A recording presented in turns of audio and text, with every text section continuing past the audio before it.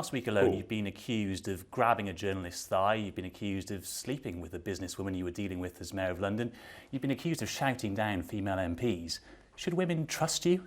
Absolutely. And look at what we're doing. Look at what I said on the steps of Downing Street. And yes, I'm not going to deny that lots of stuff is being thrown at me at the moment, Paul. But this is a very turbulent time in British politics, and people will want to try to knock the government off course. You say that you didn't grab Charlotte Edwards' leg 20 years ago. What do you remember about it? All I know is that it's not true. Do you remember having lunch sitting next to her? To be honest, I can tell you that it is not true. But do you remember having that lunch? I don't, to be honest. I have no memory whatever. So if you don't remember it, how are you so sure it's not true? But I can tell you, it is absolutely not true. But you don't remember it, Prime Minister, so why should we take your word over somebody who does remember that lunch? It is not true, and for all sorts of reasons. And I don't wish to, cast aspersions on the motives of anybody who makes this type of allegation, but it is not true. Let's talk about politics. You say you want a deal. What exactly will you be offering EU leaders this week that you're so sure they'll accept? Well, I'm not so sure that they'll accept it. I hope that they will. I think that they should.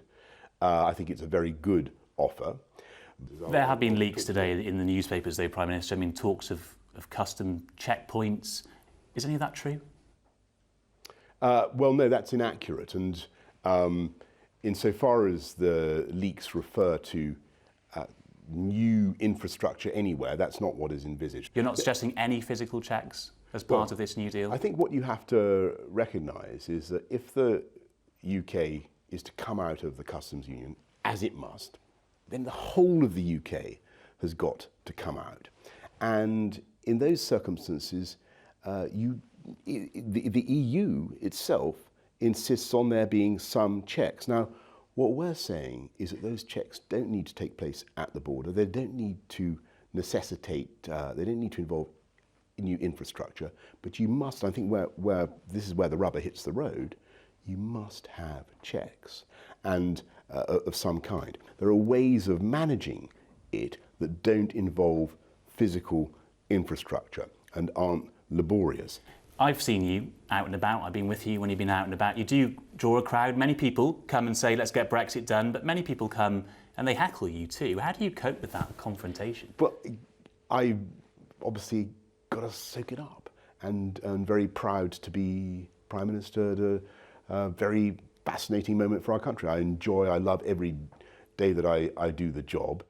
You've described yourself in the past as being like the Hulk. But even he turns back into a sensitive Bruce scientist, Banner. though. Yes, I would be proud to be compared to Bruce Banner, the nuclear physicist. Wasn't he?